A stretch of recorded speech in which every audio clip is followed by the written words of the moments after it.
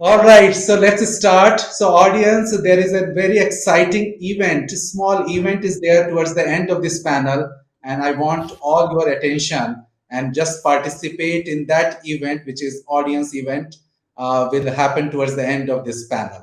So, stay tuned. So, okay, my first question is that Harvard Business Review study says that the 52% of off office or what we call remote worker feel they are not treated equally by their in office colleagues. They made changes to the project behind their back, didn't find for their priorities, and even gossiped behind their back. Where another study from Cisco says that the 46% of respondents feel that the in office colleagues have to face higher expectation in comparison to their off office colleagues. So, Sindhu, the first question is looks like no one is happy whether you are in office or whether you are in off office. So, what leaders should do?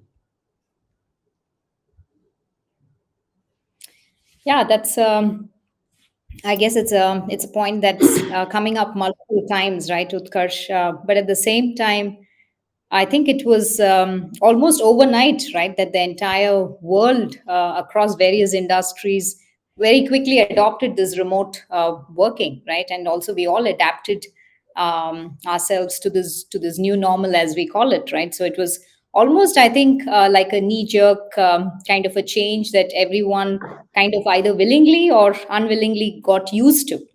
So I think it's also not fair to.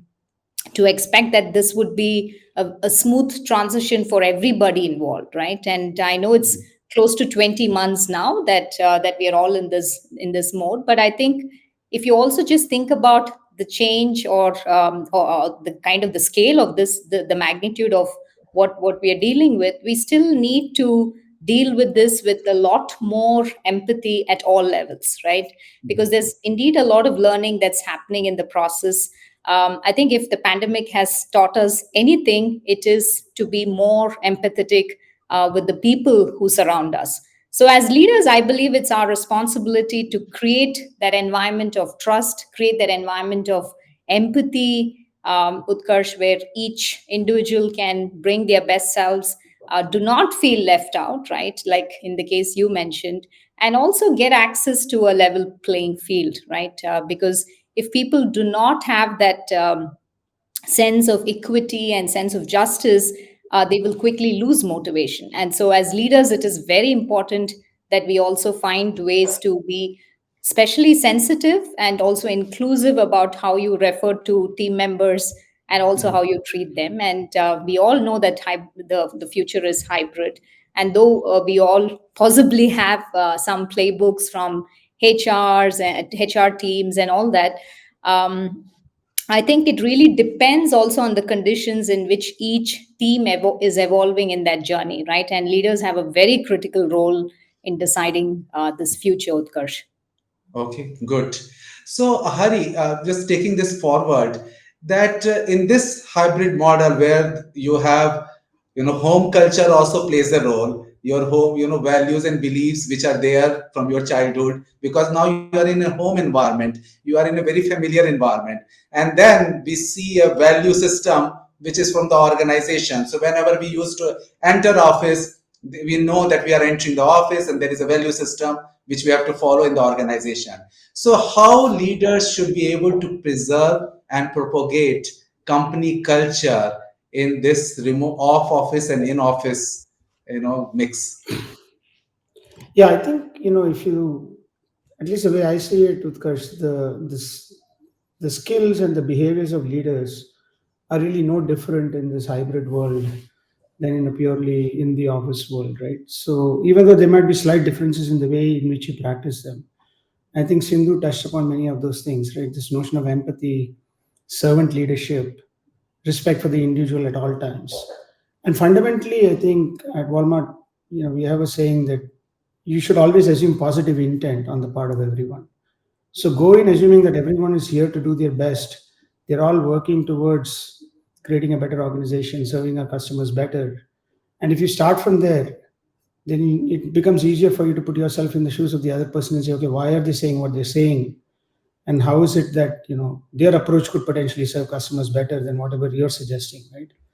So I think if you're being fairly inclusive, transparent, open, ultimately what you want to do is to really go beyond sort of inclusion and create that sense of belonging. And that sense of belonging needs to be it needs to be the foundation, regardless of whether you're online or offline or anywhere in between, I think. And so in that sense, the role of leaders hasn't really changed, right? It's fundamentally you are providing clarity. Why are we doing the things that we're doing? Why is it important to our key stakeholders? Put yourselves in the associate shoes or in the employee shoes or in the shoes of the other person and try to appreciate their point of view. So think about it as what's in it for them, right? Ultimately, if we're able to relate Yeah. to it that way, then it becomes a lot easier. And then, of course, as always, empower them and facilitate them for success. As leaders, there's very little that we individually do, right? I mean, for example, no, it's been a long, long time since I actually wrote any code or at least any production level code. So now you create impact through the work of others. And so it's all about facilitating them and empowering them and providing them that direction and clarity. So what I hear from both of you is that some more bandwidth leaders have to set aside for their employees, from the clarity, from the empathy, from the connection, and to make sure that they are all keep tying together for a common goal. So some more bandwidth is required from the leaders to interact with their employees. So now coming to another one where Amy Edmondson, the author of Teaming, how organizations can learn, innovate, and compete in the knowledge economy, where she interestingly, state that teaming means teamwork on the fly. So just like, if you have a problem given, you put very skilled people together with minimum hierarchy, get it executed, and then it will get dismantled when the purpose is over. We have seen in 2018 when the football team was in the Thailand cave, they got stuck. So we have from US and UK and China and Thailand and Australia, a lot of divers and doctors, they all came together, solved the problem, and then they went back. So my question to you, Hari, is how open leaders are to experiment this model of teamwork on fly, and if they go towards it, then what will happen to the intellectual property and the knowledge which is gained in that execution of the project to be retained inside the company? Yeah, so I think, fundamentally, leaders have to be able to adjust, right? I mean, that's almost one of the qualities of leadership, which is that you're continuously learning and adapting yourself as a leader to the needs of the team. So, in this particular context that you're talking about, one of the key things is that the teams have to be productive in a very, very short time. For example, in your example, right, you don't have a very long time to sort of try out and experiment different solutions on how best you can get out of that particular situation. So I think it requires leaders to develop an in-depth understanding of the context very quickly, sort of understand what work needs to get done, what type of resources and team members are best equipped to do it, and sort of very quickly adapt and adjust to a horses for courses kind of an approach, right?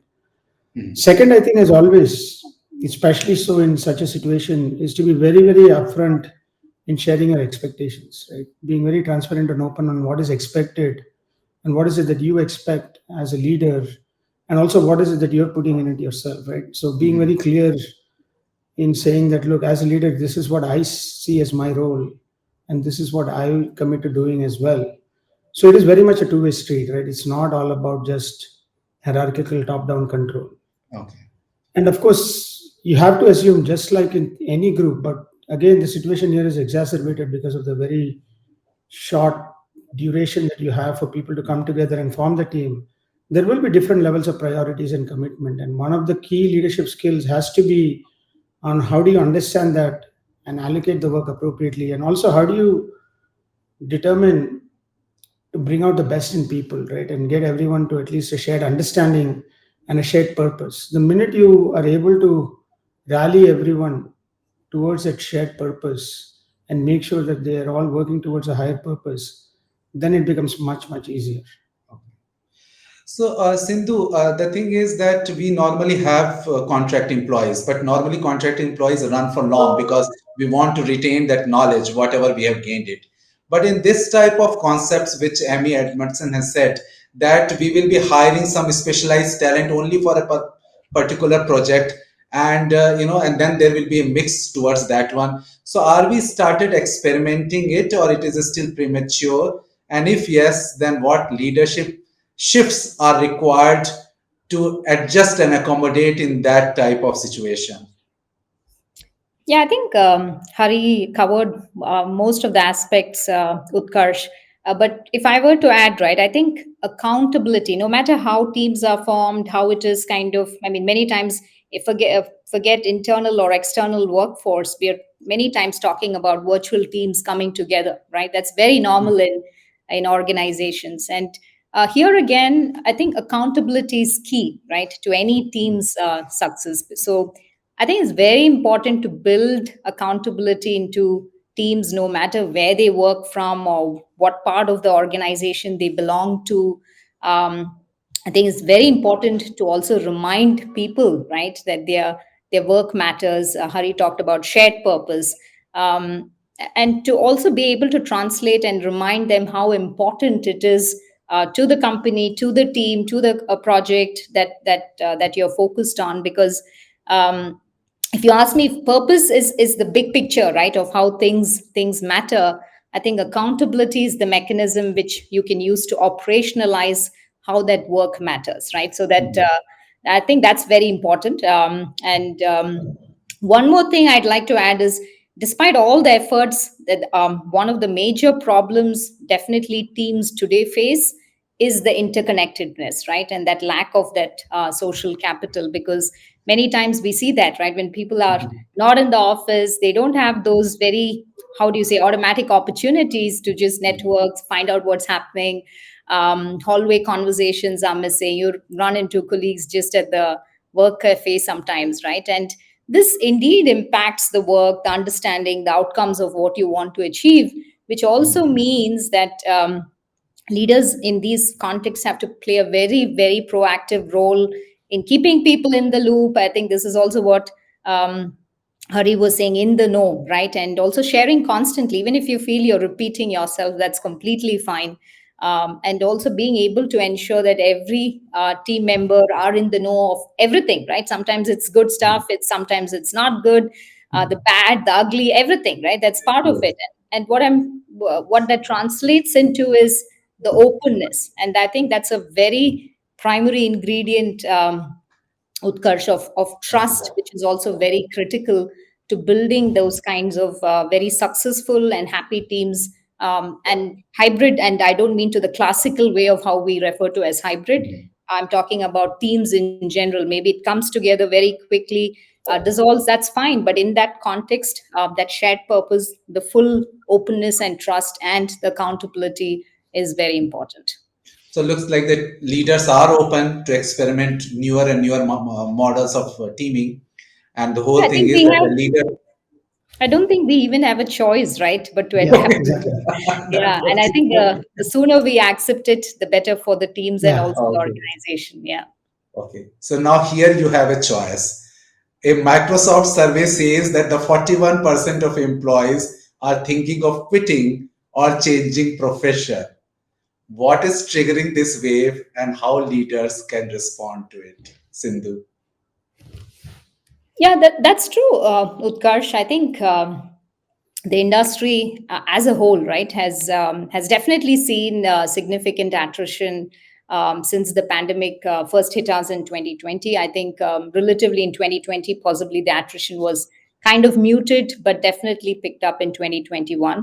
I know it's being referred to as this great resignation, but I'd rather see it from a different perspective, Utkarsh, because I'd say it's also kind of a great transformation that's happening, right? Mhm. Because if I go back, having been in the industry for a long time, we saw a similar exit in 2009, right, when many people from the knowledge economy began also pursuing consulting and freelance work, and I think that resulted in this whole creation of this gig economy as we know it, right? And that time they left, of course, for different reasons, and today they leave for totally different reasons. And this is also a significant shift that you're seeing that's happening in kind of the balance of power, if you ask me, because employees are no longer demanding flexible jobs that allow them to innovate and move forward. They're actually commanding it, right? And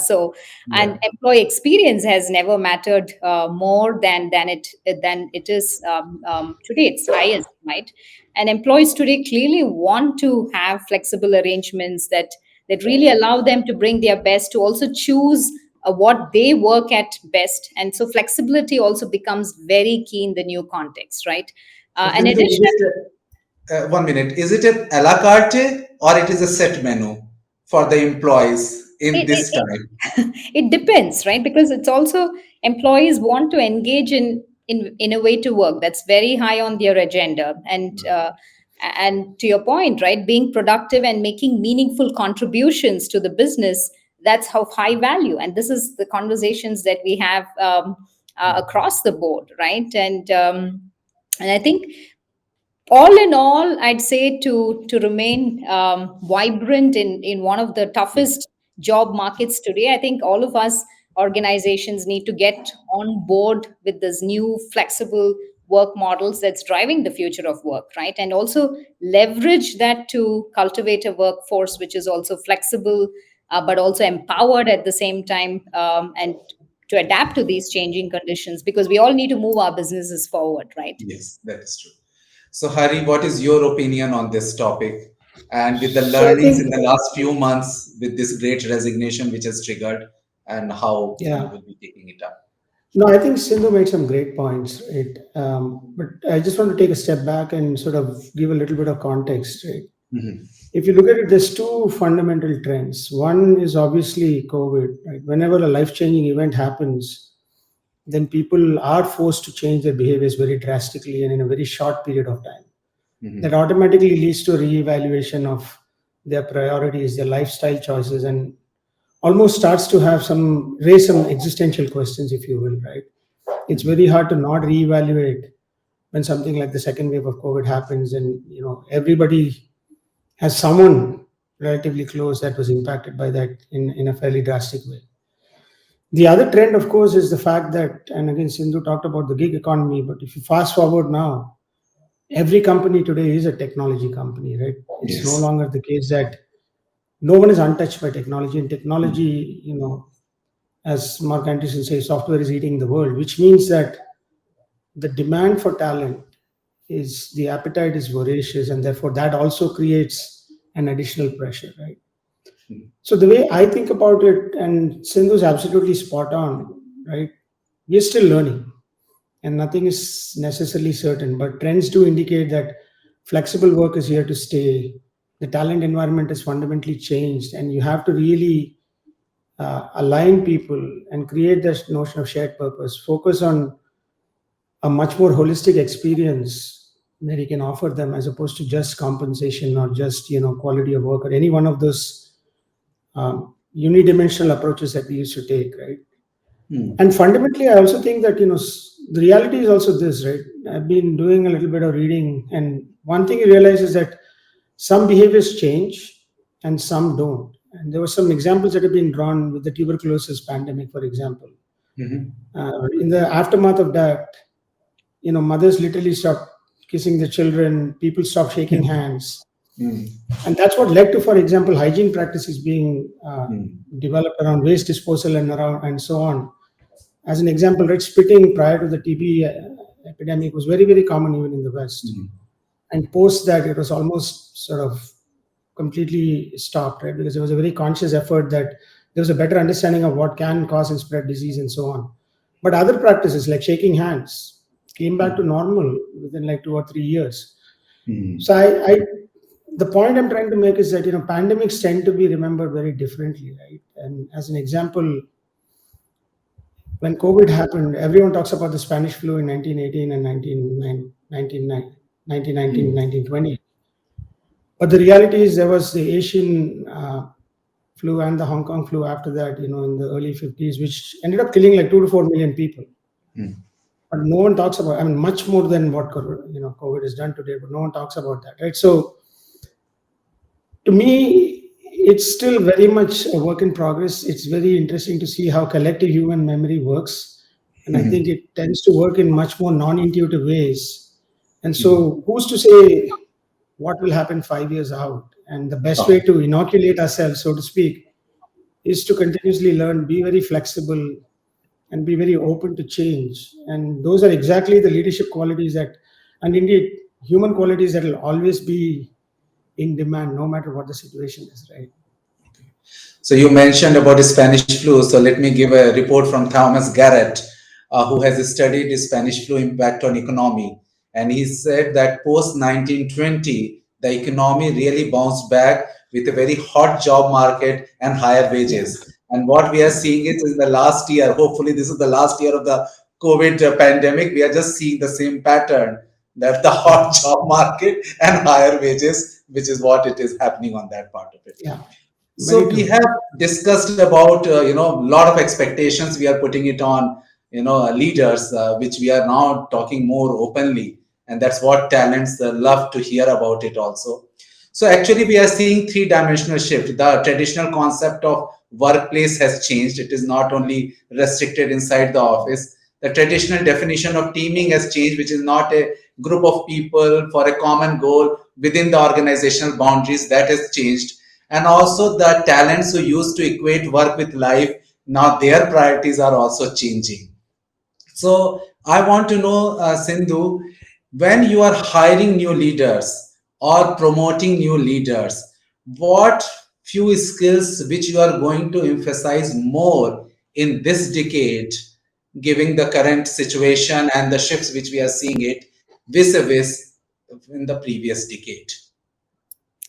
Yeah, sure, Utkarsh. I mean, when you hire for a particular role and for a particular level, of course, there are certain things that we anyway look at, right? And of course, you have to have a certain level of whatever is expected, thorough know-how in that area. All that is for sure in the baseline. But what definitely I look for, Utkarsh, is I'd say three things are very important. First of all, I think I mentioned it, empathy, right? That's very important because this will continue for sure to be the most important leadership skill in the post pandemic world. There's no question about it. The second thing is agility, right? Because Oh, we saw how businesses which were agile clearly survived but also thrived during the pandemic. So it's super important to also have leadership that's agile and who's also forward looking, forward thinking. That's very important. And the third point, I think, is very much related to what Hari mentioned earlier on. He talked about learning. I'd call it adaptability, right? Which I think is super important skill, not just for leaders, but anyone in general, right? During these, because we are living in extremely volatile and extremely dynamic times. So I'd say empathy, agility, and adaptability. These are skills that I'd so look I have for. another question, Sindhu, before I can switch to Hari. Most of the time, organizations, they first look into, even in the leadership, domain skills. Okay, so Mhm. the if you see middle management, if you see senior management, domain skill is the first entry point. And when they know that the domain skills is predominantly seen, then all other behavioral skills, as we all know, that it is work in progress for many. So, are you going to, and domain skills used to be disproportionately given more, this thing in the past decade. How is behavioral skills together with domain skills or in comparison with domain skills, are you going to weigh in, mid to senior leadership candidates? I mean, for me, behavioral skills are super important to Utkarsh because I mean, you always have a team of experts, right? It's not that you have to, you're expected to do Do yourself. everything, right? Yeah. And so the domain skills, I mean, you have people on the team, you have experts. That's why you as a leader, you rely on people to be able to make those best decisions and help you drive navigate the business. But as a leader, if you just come with the domain skills and lack all the behavioral skills, that's a nightmare that definitely nobody wants to get Okay. into, right? Uh, Hari, what is your take on the No, skills which you are going to emphasize more in this decade vis-a-vis previous decade? Yeah. No, first of all, I completely agree with Sindhu, right? And, if you look at it, and there are many, many examples at Walmart where, because of the vast breadth of our business, we have people who spend, literally decades in the company, but have had many jobs, right? And they have switched from merchandising to finance to strategy to people. And through it all, I think it's not as if they came in with that domain knowledge of all those domains, right, to the same level. But it goes back to the point that Sindhu is making, which is, as a leader, our job is primarily to inspire people, provide them the clarity so that they can consistently deliver success for themselves and for the organization, right?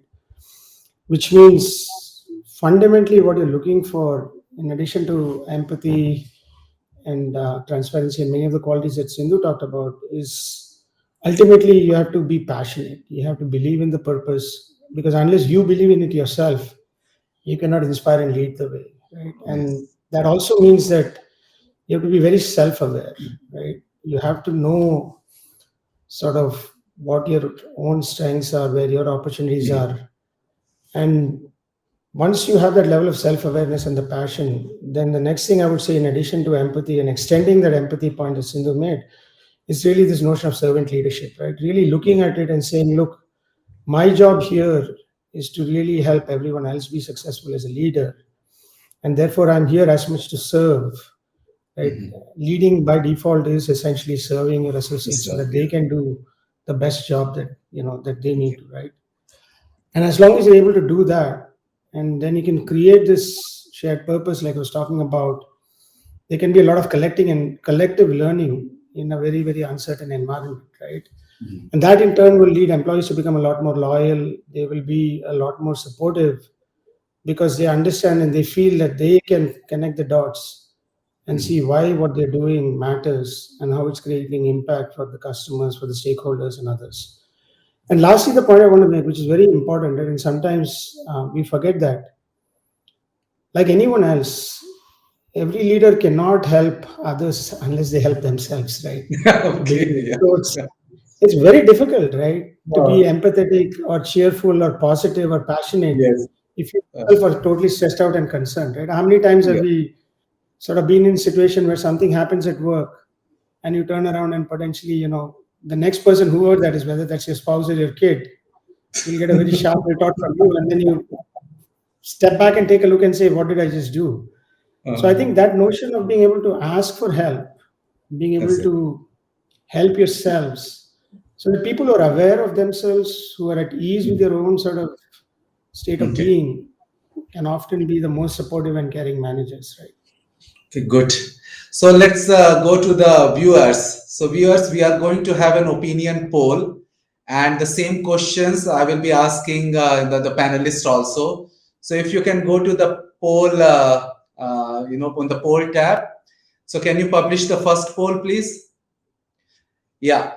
So, in this great resignation time, what will help in retaining employees? Sindhu, first you.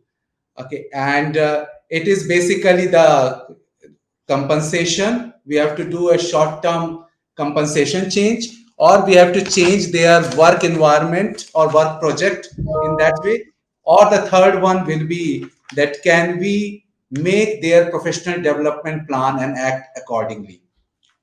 Yeah, I'd go for the third one, Utkarsh. I mean, two and three would be my top favorites because it's finally about the workplace, but it's also about individuals' professional journeys and how do we create those opportunities that they can take care of those journeys. No?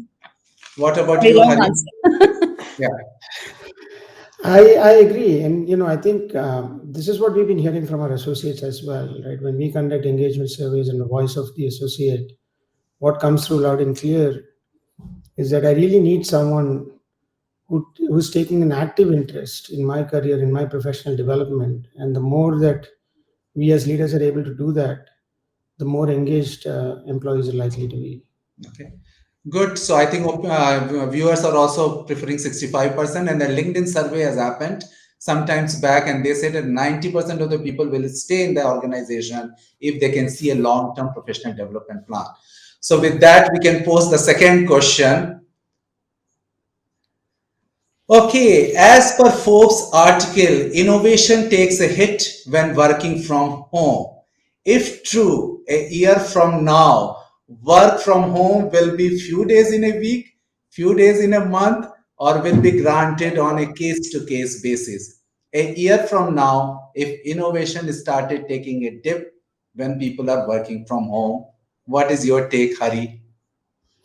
So first of all, I would question the premise itself, and the reason I say that is because obviously when COVID happened, no, no, I'm being Forbes article, it's not my article. no, no, I know, but see, let me finish. Right, my point is that I think Forbes is making a leap here, right, and I'm talking about it from the Walmart experience. If you look at it when COVID happened, conventional wisdom would have been that the Walmart business would have been significantly impacted because people are not going into the stores. But the reality is our business boomed, right? Because we were able to make that shift very quickly of being able to ship from the store, being able to introduce curbside pickup, contactless delivery. Yeah. There's just any number of innovations, right? And so not only did we introduce all of that innovation while our associates are actually working from home, we also did it with tremendous speed, right? So we put to rest this notion that, oh, Walmart is too large a company to be agile and nimble. But Now, the to be real fair, challenge, therefore, yeah. So right? just one minute. To Sorry, be just to fair, the finish. fourth article said that the first year of pandemic, we have seen the innovation intact or better. But from the Yeah, second year, innovation started taking a dip. So that is the that's full a context of the article. yes, and I agree with you. And that's exactly the point I was about to make, right? Which is the real challenge for organizations is to how do you create a culture and an environment and the relevant support for associates to continue to be able to innovate Okay. and continue that momentum that was built in the first year without necessarily having that external shock, right? So companies that are able to transform that and be able to transform themselves to be able to do that. See, to me, working from home, working from the office, or anywhere in between, hybrid and so on, these are all ultimately means to an end, right? I So think yours the is real basically challenges, A. Your answer is a few days in a week or whatever is the current status quo is there, more or less. probably, right? And I Yeah. think ultimately you have to be open to learning because even if Yeah. you start with few days in a week, Hmm. if we learn and we determine that that's not the right thing, we should be able to change, right? So adaptability is very important to the point that Sindhu made earlier. Sindhu, what is your answer? I'll keep it short. I think I'll go for the case by case basis because this is what we do anyway, right? I mean, Okay. at SAP, even before the pandemic, right? I mean, we always had shared models, we had flexible working, we had shared leadership roles. Again, it depends on the team, it depends on the context, it depends on what is the outcomes you're trying to achieve. Okay. So I think it's a case by Good. case basis. So A and C is also 48% and 41%. So that's fine. So let's go for the last poll. Show the last poll. What is a major trigger for the rise of mental health challenges in employees? Upskilling pressure, reduced conversation, deep conversation with manager, or too much screen time? Hurry, one answer. I, too much screen time. I Okay, think people have to Sindhu, learn how to balance it.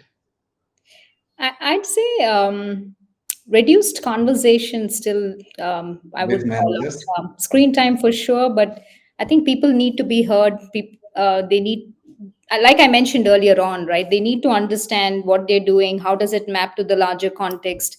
Those happens when you have that deep conversation. So maybe we share the screen time and reduced conversations. Oh, okay, good. So here the answer is around same 48% and 43% on this part of it.